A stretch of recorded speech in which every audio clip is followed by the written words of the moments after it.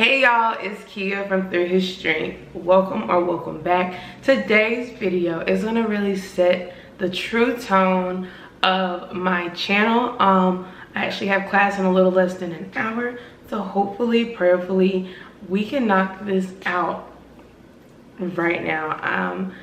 So basically today's video topic is gonna be my testimony, my faith journey, and I'm gonna talk as quickly as I can but truthfully, I think it's gonna be a long video. So get comfortable because I'm gonna tell the full story. I'm gonna talk about where it pretty much began, and we're just gonna see where this video takes me. I'm gonna try to stay in order and on topic. When I was 7 years old, I remember my older cousin, she signed me up for a Bible camp.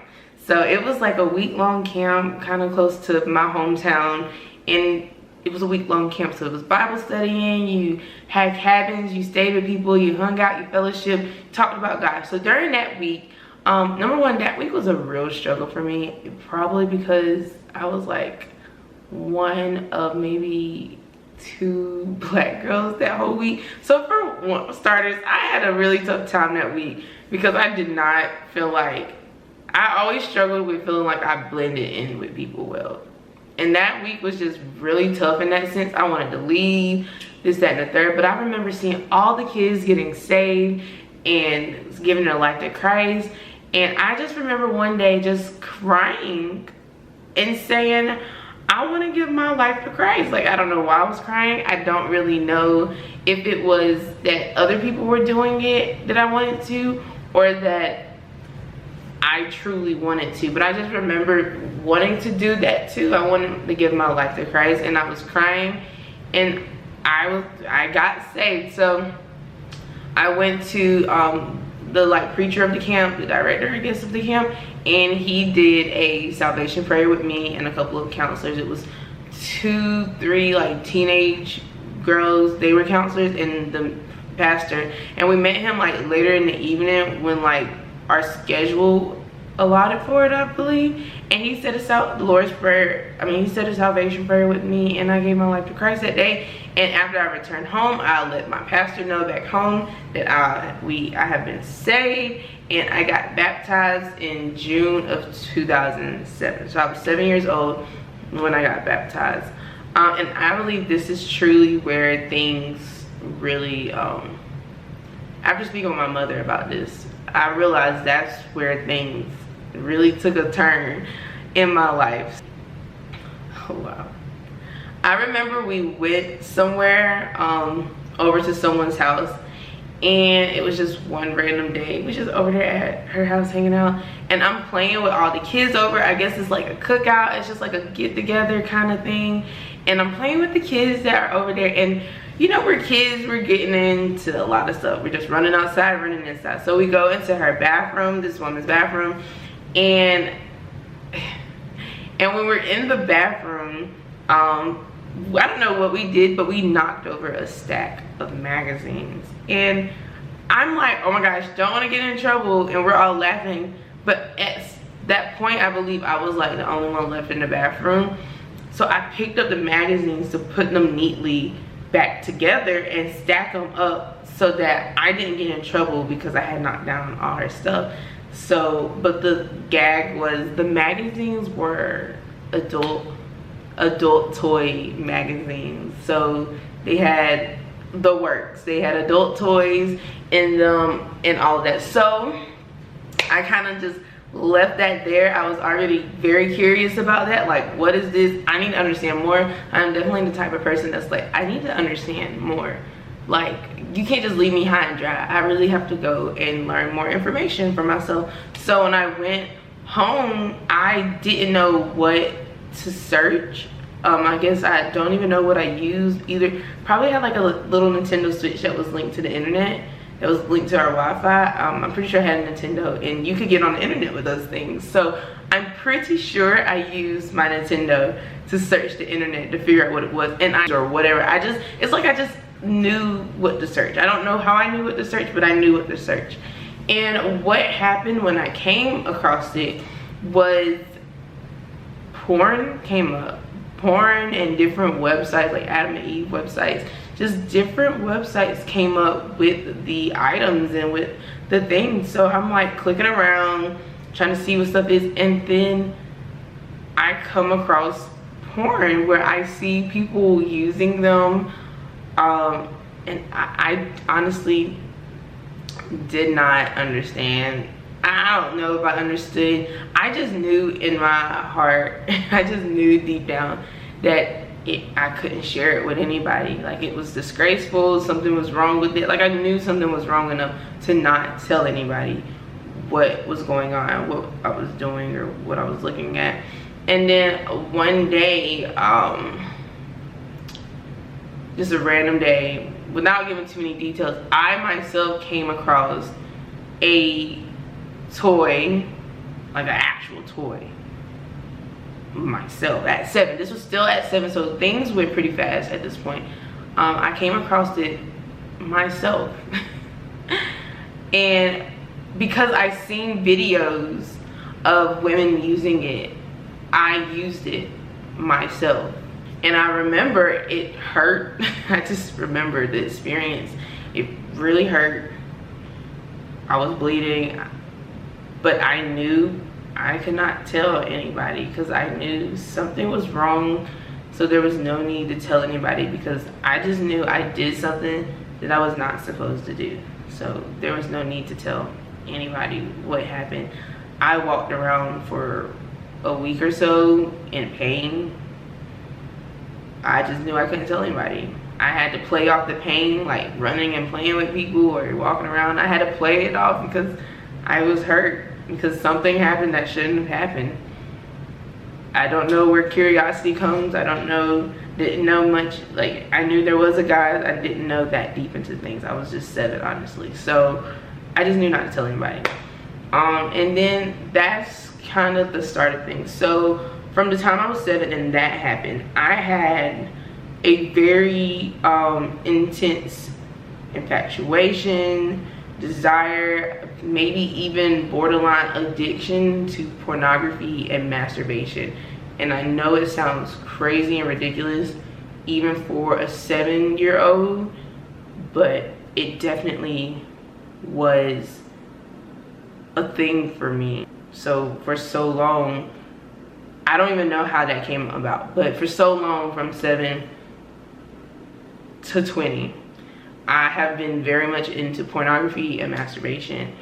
And I just always kind of kept that to myself. And it also didn't help when I was younger.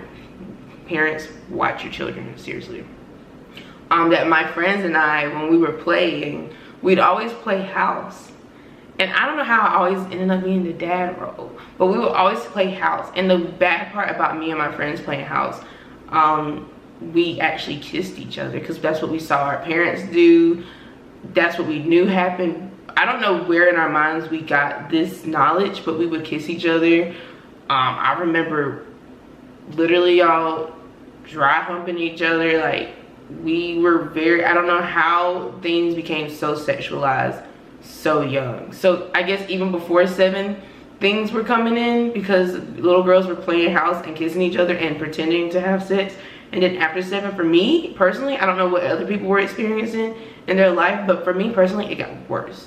So from 7 to, I'll say maybe 6th, 7th grade, I was really into pornography, masturbation, and I never told anybody. I probably have gotten caught watching porn or looking up porn by a couple of like adults in my life, but I don't even think they really knew what to do with that. Like, they called me, but I don't think they knew what to do with that other than to say, like, don't do it again, or should you be on it. I just remember being caught like 2 times by 2 different adults in my life. And I got to 6th grade, so you know, as you get older, puberty starts becoming a thing, and you got crushes, people like you, they think you're pretty. So I know in my 6th through 8th grade experience, crushes left and right. Like, everybody was cute, honestly. People were just cute. And I met this guy over the internet about when I was in 6th or 7th grade. Well, first I met a guy in middle school, and he was in 8th grade. And I will say, I used to go to the skating rink a lot. Our hometown, the skating rink was the thing, and I would go to the skating rink a lot. And this dude, not that he ever did anything, but him and his friend always commented on my lips. So for a long time now, even today, I get compliments off of my lips. And the first compliment I got on my lips when I was just 12, 13 years old, 12 more so, was that I had DSLs. And if you do not know what DSL stands for in like middle school terms, I guess, it literally stood for D sucking lips. So the first compliment I got on myself in middle school was that I had lips appropriate for sucking penises. That was the first comment I had. And as a 6th grader, 7th grader, and I was a little chunky thing, so I really, self-esteem was low. And it was like the first thing that I was called that was pretty or gorgeous or attractive identified with sex. It was, I was already hypersexualized at the age of like 12, so I guess it was an okay compliment. But I remember the guys always looking at me at the skating rink and complimenting me on my lips and wanting to kiss my lips, and I would be like, why? I'm sure I've kissed them a couple times. And then one dude at the skating rink, he was like, he wanted me to give him head, and I wasn't for it. And he just kept talking about it with me, and he just kept talking about it and bringing it up, and convinced me to do, he kind of talked me into doing something. I didn't full on do that. Like, I didn't full on do the act, but he convinced me to get pretty much as close to it as possible without doing it completely. And that right there, I think I was definitely probably 6th grade, and that right there was a lot.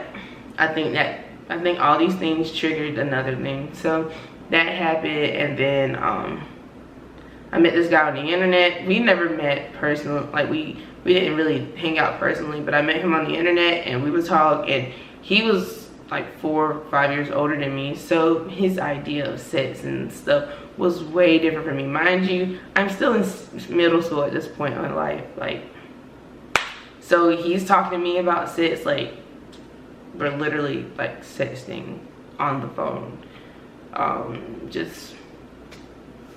So I was very well aware of things by 7th, 8th grade. This is still keeping in mind of the strong pornography and masturbation history being in the background of all of this. And then you get to 8th grade and things kind of continue. They just kind of keep going, honestly. And that same kind of thing, those same kind of things kept happening through middle school. And of course, I really feel like that played into my self-esteem being so low, because like my experiences with guys and sex was like, so I started getting this idea in my head that sex had to be relevant to be a part of an equation with the guy. It just became a natural thing, I guess. And the world always made it seem like people had to have sex and masturbate because it was healthy for you. So that was just things I went into.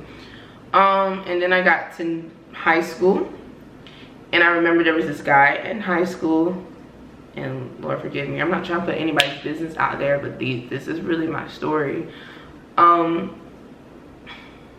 So in high school, there was this guy, he found me attractive, and this whole thing actually kind of got out back home. Like, everybody kind of found out about it. My parents found out about it.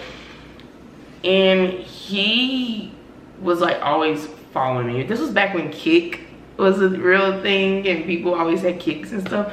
But he would always text me. Like, he always told me I was cute, I was pretty, but I was not into him. I really was not. I was not into him whatsoever at all. But he scared me because I was just coming into high school. He was like a junior, senior in high school, so he actually scared me. And it was like in my head, I rationalized that I could not get him away from me unless I did what he said, and that was the only way he would leave me alone. Because even when I tried to tell him I was not interested, I didn't want to talk to him, he would just keep coming harder at it. And I was like, ugh. I guess the only way to get this dude to leave me alone is to just do what he wants me to do. So I guess we'll do it. And what happened was he wanted me to give him head. So that happened. Mind you, at the time I had a boyfriend, and I remember telling my boyfriend about it, and because I cheated on my boyfriend, and I told him his feelings was hurt. But the bad part about his feelings being hurt was, instead of breaking up with me and not talking to me completely, he continued to tell me that I was a bad girlfriend, that I was a horrible girlfriend. And I was like, yeah, I know, just break up with me. Like, why are you even doing this? And instead of just like walking away from it, he would tell me, this was ninth grade. Everybody knew I was dating this guy again. Like, everybody who knows me knows this whole thing, kind of. But instead of just walking away from the situation, he tells me that if I do that with him, he'll forgive me, and all will be forgiven, and it'll be forgotten, and that he wouldn't really see me as a bad girlfriend anymore. He would just let it go. And I guess I don't know where my mind was or my sense was, but I just, okay, my idea of sex and relationships and guys was already so screwed at this point that I didn't really get, no one spoke to me about like sex and stuff. So just in my mind, it was like, to date and to be with guys, sex had to be a thing, and some form of sex had to be a thing. So he convinced me that if I did the same things with him, he would forgive me. And because he was talking he was like so mean to me and told me he hated me and that I was a bad girlfriend, I was like, I just don't like for people to not like me. So we went through with it, and it was really traumatizing to me, because even though I would go through with it, or I went through with it trying to, I guess, please him in a way, he would continuously tell me I was a horrible girlfriend. And it was so bad, I was always going home crying, but I couldn't tell my mom why I was crying.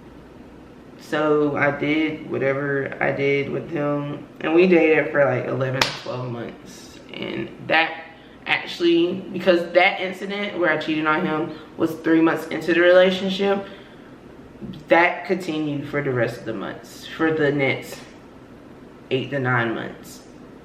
That whole, how he was doing that, it's kind of manipulative. Didn't really recognize that at the time. Still so young, mind you, I'm still like not 15 at this point.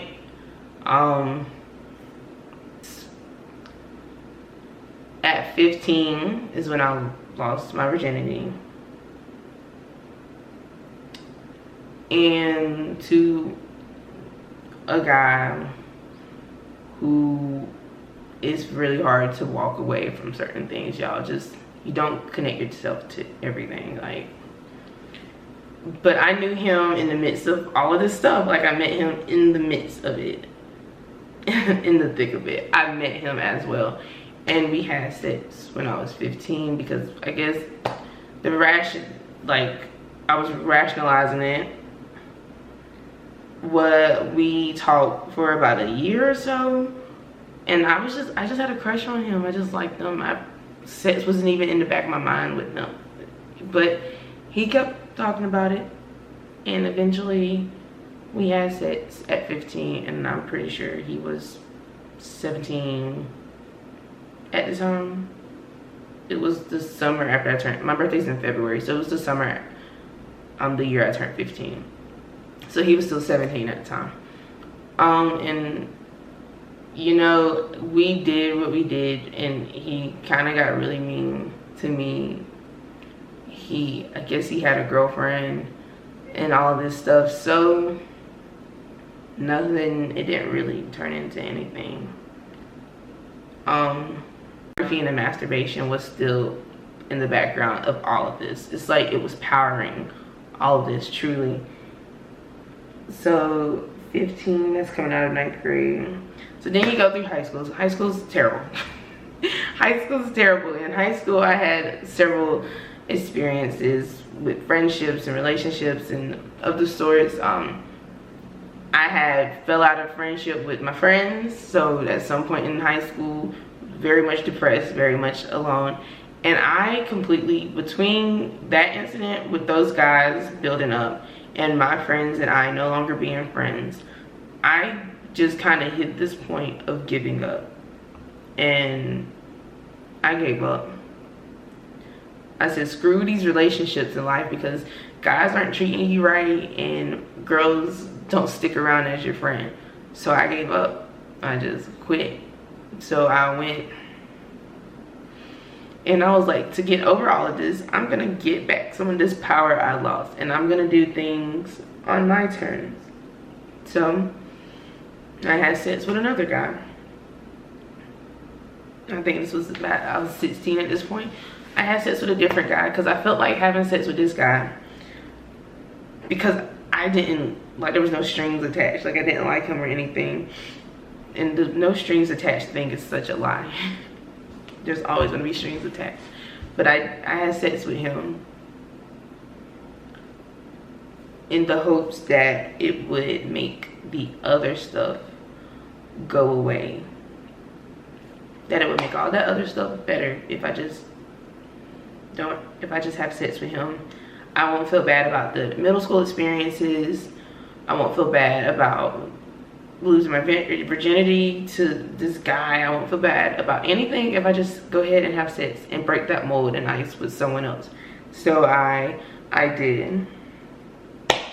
And I feel like between the friendships lost and the relationships that were damaging, that it just blew up. It became this thing. It just got worse over the years. It was literally, and the thing about me was I kept my business outside of my high school, and I guess I was really sneaky, and I knew things were wrong, but I didn't really know what to say about it, because I was so hurt by my experiences with guys before. I was so hurt by it that the only thing I was doing was just trying to get a little bit of power back, just trying to regain my footing and power and self-esteem and stop feeling like I was so alone and thrown away by people. So I was just trying to get my footing back. So I was just having sex with guy after guy, really. And this is in high school, so I mean, I was talking about girls who I was exactly like in high school, which is really sad. I was a hypocrite. But guy after guy after guy, I made sure the guys were not knowing that people really talked to, or that they always were around and all of that. Like, it was just, everybody wanted sex from Kia. So I stopped caring. And I remember in high school, and even shortly after high school, my first year out of high school, I remember girls like applauding me for that and hyping me up for having sex like that. And they were like, I'm trying to be like Kia, I want to be like Kia. And I just, when I think about that, people were hyping me up for having sex and sinning, and they were glorifying my actions. And I remember them asking me, Kia, how do you do that? How do you just do stuff with people and you just don't care? And I literally, even, it's like, in a way, high school was fun and there was happy moments, but there was a lot of clouded, fogged moments of just bad judgment and not really realizing, like, spiritually I was dead, emotionally, mentally I was just dead. And I was just really just going through my day, praying for a day. Like, I still acknowledge God in this, because I would pray that God, I would be like, God, please just don't let me get sick, please don't let me get pregnant, please just, I would pray. Now I'm thinking about it, in high school I was always praying for God to get me to a point where this was just a past thing. This was no longer my story. This was just stuff of the past. But I just remember girls saying and encouraging me about how I acted and saying, I just want to be like Kia. And they said, Kia, how do you do what you do? And I said, you hit a new level of rock bottom. I told them that to get to this point, you have to hit rock bottom. And even in the middle of the stuff, I knew I had hit rock bottom in every possible way. So I was like, you want to be like me, you have to just take all the care in your head and get rid of it. You have to stop caring. You just have to hit a new level of low.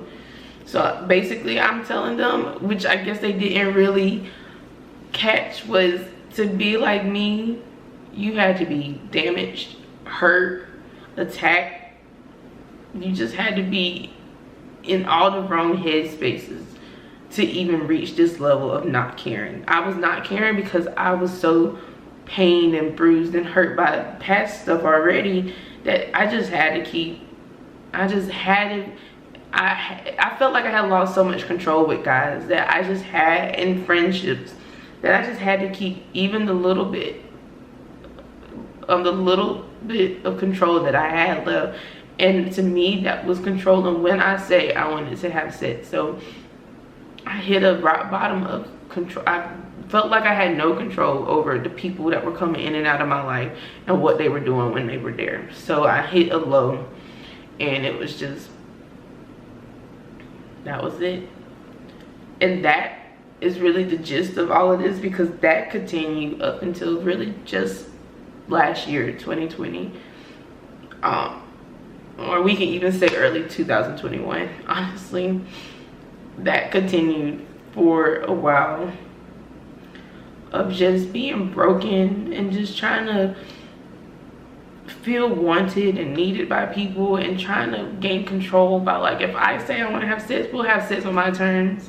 We'll just do it on my terms, because that's the only control I had. I didn't have control over who actually genuinely liked me and wanted to be my friends and wanted to be a part of their group. So I gained control by saying when I wanted to have sex. In the meantime, in this years from 7 to 20 years old, and again probably early 2021 as well, the pornography and the masturbation was steady playing in the background. This was a steady thing basically up until last year, 2020. It was just an ongoing thing. And I remember last year I was dating this guy and, well, I wasn't really dating him. It was a situationship, y'all. I wasn't really I guess I wasn't really dating him. That's kind of funny. Okay, but the guy liked me, I liked him. I wanted something serious, because I started getting to the point where I just wanted something serious. I done dated a dude my freshman year in college, and he cheated on me. Yeah, we slept together. He cheated on me. I had even dated someone too old for me, y'all. I broke that off myself because it was weird. But 2020 was the biggest turning point for me. Actually, I'm skipping some stuff. I'm skipping some stuff a little bit, actually. So in college, again, things continue. Let me change my battery. All right, I had to change my battery. All right, so I was kind of skipping some stuff, because then I got to college, and college doesn't get any better. Mind you, coming into college, it was my full intentions not to smoke. Okay, so we got to throw this in there too, because it's a testimony. So it was my full intentions not to smoke. And actually it was my intentions not to drink in high school, but I had some friends who were kind of like doing their best to convince me to drink when I really didn't want to drink in high school. So my first drink in high school was probably a Seagram or something, and then the first hard liquor I drank was probably Ciroc, and this was in high school, about my senior year in high school.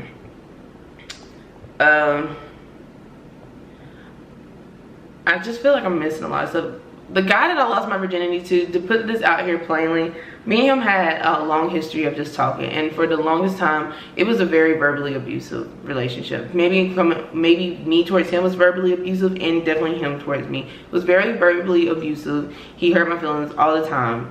I always felt low talking to him, and I always never felt good enough for him. So still still haven't dealt with him is the reason why I continue to have sex, to gain some control, because I didn't have any control in some of that stuff. And it's like I had no control over how mean he was to me. And then so in college, I'm like, everybody's talking about Tinder. I'm on Tinder and I meet like a couple of guys from campus because everybody's having Tinder. If you're a person on Tinder, chances are I know you're probably having sex because that's all people use it for. But everyone's on Tinder and I meet this guy. He was on the football team at my college. And me and him, we were just meeting up to have sex. That was our relationship. We were just having sex. We were just friends with benefits. And the thing is, I was at this point of like, I'm not putting my mouth on anything. I'm not doing anything with a person like that no more, because I'm just sick of it. I'm sick of being forced into it, talked into it, and it's going wrong. And because there's still a lot I'm not saying, but be very mindful when you are having sex with people, because they will take advantage of you. Because I've had so many moments of being taken advantage of. But in this moment in college, I really didn't think nothing of it, but I had several experiences my freshman year where I was taken advantage of by guys. And the dude, it ended up being like a couple of incidents in freshman year where the dude from the football team sat on my chest and he had my hands pinned back and he was trying to force his penis into my mouth. And I just remember screaming and trying to like get him off of me. And his roommates were there, but they weren't really paying much attention to us. But I remember trying to get him off of me, and it really, it shook me a little bit. So bad that if you like grab me on my arms or anything, like I may flinch at you a little bit because I'm not the biggest fan. And it's really, the crazy part is it's not women or children when they grab my arm, but if like men touch like anywhere from my neck and my arms, sometimes I'll flinch because I'm like, please don't touch me there, because I've been pulled on my arms and wrists and my shoulders and my neck so much by guys that it's just, I kind of react like, don't touch my arms, don't touch my neck, and don't touch my shoulder. So much to, my dad doesn't know any of this story, but my dad doesn't know any of this stuff. But so much so that if he touches me on my shoulder, my dad's never hurt me. My dad loves me unconditionally and is the best father I could ever ask for. And so even when he touches my shoulder, I flinch because I'm like, I don't want you to touch me. For a moment, it was like the intimacy with guys was very like weird, because I wanted to lay with you and I wanted to lay with you, but I didn't want to be that intimate with you, because when you got intimate with people, they hurt you. So I had sex with guys. I've been talked into different stuff. I've been pinned down, held up by guys in different moments. And it wasn't until my sophomore year in college where I was talking about it with my friends. And I'm just talking about it like it was funny. And one friend goes, she's like, Kia, that's rape. And I was like, oh, I guess it is. Like, I didn't know what else to think. And the thing is, I'm telling y'all like the surface level of the story, but it's really way deeper than that, because I guess I've laid with so many guys, and each of them had their own thing and story of how I didn't enjoy the experience, or maybe I did, but it was just all just each person is deeper than it should be. Then you get to sophomore year in college, and I'm keeping up the same flow. But by this point, because during my freshman year, through the breakup and hurt feelings and stuff, I began smoking marijuana. So I was smoking weed, and I would never buy actual marijuana. I would never buy it. I was always smoking the carts, the little cartridge that people who smoke now, but I was always smoking that. And fun. So therefore, when I got to college, I picked up a smoking habit, and I had already picked up a drinking habit because me and my friends were going out to party Thursday, Friday, Saturday, and I would be at church bright and early Sunday morning, and I'll hold on to that to this day. I don't know what in my mind had me in church like that, but I was in church every morning at like 8:30, even after parties. Even if I had just got home from the party 4 o'clock that morning, I'd be up at 6 o'clock, washed and dressed, And at the church that I currently attend now, like I joined now, because I just knew in my heart, even then, I knew that I had to go to church. I knew that I needed a personal relationship with Christ for whatever reason. Like, I just knew I needed to have a personal relationship with Christ. So even in the midst of all this, I was determined to find my own church that I called home, that I love the people there, and to have a family. And they're my family now. I'm at that church. I love them to death. I've joined that church. I just got baptized at that church. So anyways, but I knew that I needed that. And so this is 9th grade. All this stuff is continuing on. And then I hit sophomore year and I meet this guy who is about 4 years older than me. He's graduated from college in Greensboro. He was a police officer, so we was dating and talking, and it was really hurtful to me because he didn't really want me like that. Like, he didn't really want to date me. He just wanted to sleep with me. And I started getting to this point where God was just working on me, like, I need you to want more. For some odd reason, I just wanted more in my life because things were getting bad. With this dude, it was getting out of hand. My self-esteem was going down, was plummeting to different levels of low. Like, it was dropping left and right.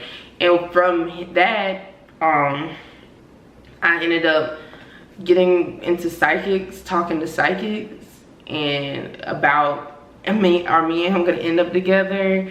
I just was going lower and lower. And I just remember what really saved me was the realization that it was like, I've been hurt by so many men, by so many young men and guys for so long now. The world has hurt me in a sexual way, in an intimate way. I have been robbed of my innocence. I came to understand that, and I was like, the only way I'm gonna get any of this back is by going to God, because God wouldn't dare do me like this. So this must not be God. And that's why I say that God is just so good, because in my own mind, I wouldn't have dared thought of none of that. In my own mind, I would have just kept doing what I was doing. But for some reason, God gave me the strength and the blessing and the wisdom and the clarity and the knowledge to say that God would not disrespect me to this level. So I'm going to go after God to find a new level. So initially, I was going after God to find a respectful man, a guy who respects me more than the guys I've already dealt with. And who I found on the other end of that was Jesus Christ. Who I came to find and came to love again was Jesus Christ, and found that he would never disrespect me. Matter of fact, he had all the respect in the world for me, that he died for my sins to be saved from the mess that I've already gone through up until this point. So I started diving into the Bible, reading my Bible. I had a Bible since I was 12 and I didn't read it until I was 20. So I started diving into the Bible, reading it more and more, trying to get into it, because I was like, okay, if God's gonna give me a good husband, I gotta read this Bible. And then I heard someone say that if you want God to talk to you, you need to fill yourself with his word so he can speak to you through his words. So I'm like, perfect. So I'm gonna read the Bible so God can talk to me, so I can know when he's telling me this dude is not my husband. I don't know, you guys. And through that, it was just a whole thing. So this is just last year. This is coming up last year, where I'm just like, then it goes from one thing to the next. I'm messing with psychics, I'm messing with this dude, I don't know how this is working. And then I go to another thing where it was like, I started getting this feeling that I was in the wrong lane. Like, I started telling the Lord, okay, Lord, since you know who you want me to marry and you want me to date, and you would never put me with a dude who would disrespect me, I'll just do what you do. And this is why I will always say, be careful what you wish for, be careful what you ask for, because God will deliver it, and especially if it aligns with his word. So I was like, Lord, whatever you want for my life, I'll do that thing. You just tell me what you want me to do. Whatever gets me to the man you want me to marry, I will do. Just say the word. Boy, did I not know what God was going to do with that. I did not know. It went from that to the next thing. Then I was struggling with, like, in the summer, I was like, I've been striving to be a nurse since I was since I was 12. In 6th grade, I've always wanted to be a nurse. And then all of a sudden, I could no longer see myself being a nurse. The vision of me being a nurse was dead. I didn't want to do it no more. I didn't like the idea. I could not see me. And it would literally bring me to tears trying to make the vision of me being a nurse fit into my life. And I kept telling my mom, this is not it. Being a nurse ain't it. I was crying all the time. And I remember going on the balcony or on our porch and then praying.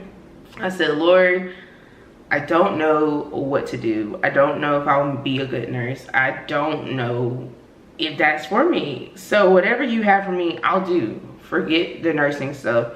I'll do it. I'll just go for it now. But whatever you want for my life, that's what I do, because I don't know what I'm doing anymore. And I can't get a husband doing my own thing. All of this out of wanting to be a wife.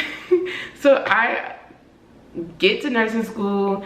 And this is August 2020. I get to nursing school, and it does not work, y'all. It don't work when you're outside of God's will. Nothing worked. Nursing school sucked for me. It was so hard. I didn't understand everything. It was like gibberish. It was the hardest thing ever, and I was not happy in it. I was not even ecstatic about becoming a nurse. I didn't care to work as a nurse aide. I didn't want to do any of that stuff. So I came to it, and I was like on the phone after I failed this test that they claim no one ever failed, but I was the first one to fail it. But I was on the phone with my mom, and I was like, I can't do it anymore. I gotta quit. I don't want to do nursing anymore. And I drive past, but I have a heart for the homeless. And I see like all the homeless people on the street and stuff, and I'm crying. I'm like, oh my gosh, I don't want to do this anymore. I don't know where this goes hand in hand. It just opened my heart a little bit. But I was like, I don't want to do this anymore. So my mom's like, okay, so what are you gonna do? And I was like, I don't know. I'll do teaching. I'll do teaching. I'll be an elementary educator. I don't know. And from there, I prayed about it, fasted about it. I went to my cheer coach from high school, Miss Tamika, and I called her and I talked to her about what could she see me doing. And she said she could see me in education, and that was all I needed to know, that I could be an educator. So I go into just a spell of just still doing what I want. Or no, actually at this point, I was starting to get out of the habit of sex, masturbation, and pornography. I was starting to come out of that completely. So I wasn't really interested in sex with guys anymore. I wasn't really interested in porn and masturbation. I would actually cry because I remember just in the bed one day and I was crying. I was like, Lord, I don't know how to not do this anymore. Like, it's so hard. I don't know how to not want to do this. I need you to take this from me, God. Just take it from me, because this is gonna be the death of me. The sexual immorality of my life is gonna be the absolute death of me, God. And I have no clue what to do. So I'm just gonna let you have it. And from there, that's when things kind of lighten up. Not easier, just better. I always say that, not easier, better. So from there, sex kind of started falling. Pornography and masturbation started to fall. It's not really a thing at this point. And then October rolls around and I meet this guy. And this guy, oh my gosh, for me, he was like the total package. He was cute, he liked me, but he also loved sex. I fell back into sin, slept with him, and then finally I was like, I remember, because he would always have me drunk and we were hanging out, and he would always have me drinking tequila and stuff, and we're riding around Charlotte in his car, and I remember being drunk on the way to the restaurant we were going to, and I look over at him and he literally has the bottle in his hand while he's driving. And I remember thinking and praying in that moment, saying, God, I said, oh my goodness, I'm like just drunk and having a conversation with God in my head, and I'm like, Lord, I don't know what I got myself into. I've been doing so good for a couple of months. I have no clue what this is. Because from that point, it was August to October where I was really trying to practice purity, not smoking and drinking, have sex. I was trying. And I was like, God, I have no clue what I just did, what I got myself back into. Lord, do me a favor, get me out of this whatever way you can get me out of this, because I screwed up and I really need your help. Please forgive me. Help me out. I was literally in my head drunk praying that while I was in the car with the guy. Lo and behold, a couple of days later, I told him I don't want to have sex anymore. And we stopped having sex. And he gets mad at me and he blocks me on all platforms. He blocks you guys. And I'm like, okay. So it hurt my feelings, but yeah. It hurt my feelings, but it was well needed. So I'm just, at this point, this is October of last year, so a year ago. And then from there is when I started seeking Christ. From there is when I realized that there was a bigger calling on my life than I could ever imagine. But I had to stay in His will, so that there was things that needed to fall off of me. There was words that needed to be pulled out of my vocabulary. There was videos that I needed to stop watching. There was songs I needed to stop singing. From that point in my life, I realized things needed to change if I was gonna be serious about God, because I couldn't be serious about God and still living in my sinful ways. I just knew. There was no aha moment. I mean, there was aha moments, but it wasn't one grand moment. It was the realization over time that God gave me to realize that something needs to change in your life, or you are going to die in any way. You're gonna literally die and go to hell. You're gonna spiritual death is very real. So I just knew things had to change if I wanted that to change about me. And it changed because I really desired it. I think it's just really miraculous how God brought me from that to this point. And somewhere in there, I started my old YouTube channel called Kiki Sharice, where I was like, hey everybody, this is Kiki Sharice. Here on my channel, we're all about prayer, faith, and encouragement. And I do my videos. I'm doing my videos. I love my videos. I start my blog. I love my blog. And I loved this. I used to cry because I was like, I just love God so much. When I would read the Bible would like spark all this joy in my heart and revelation and clarity. And I would be like, I love God so much. I just want to do this for the rest of my life. I just want to serve Him and give Him all the glory for the rest of my life. Thank you, Lord, for saving me. And so that's what my YouTube channel was. Originally, my YouTube channel was following me through nursing school. Things happen. You go to God and He changes your channel. So then I have this channel and stuff. And then a few months ago, I fall back into my same patterns, basically. I fall back into sexual immorality and getting drunk and high. And I gave up in a moment. Like, I was like, I cannot, because before I had stopped kind of messing with my YouTube because things were getting hard, but at the same time I was holding on to the hope of it. And I fell into sin and I deleted my website and I deleted my channel.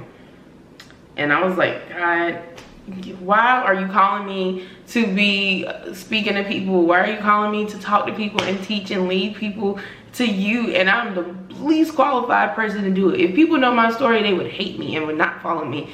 So I'm like, God, why are you even doing me like this? Like, this is embarrassing for me.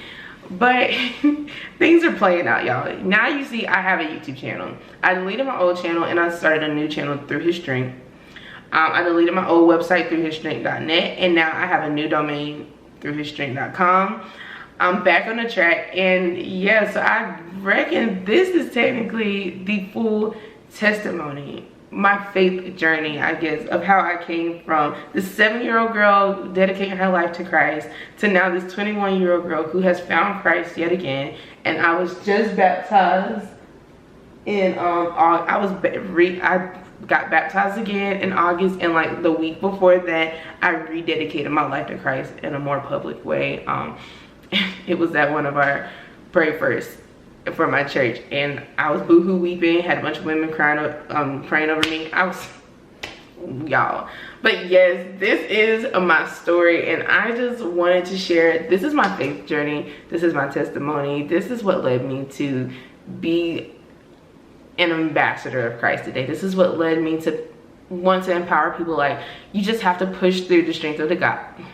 You have to push through your strength of God to get to what He has for you, whether that's blessings, whether that's territory, whether that's just life with Him, to encourage other people. So I'm sharing my faith journey because I need everyone to know that God is real. He saves people, that you're never too far from God to talk about God, that you're never too far from Him to be an advocate for Christ. You be an advocate for Christ to and through to the end of your days, because this is where it's really at. This is where life is the best. So that is all this video was, to give you just an insight into my life, a very deep, vulnerable, personal look into my life. I know this was a long video, but if you stuck around to the end, then God bless you.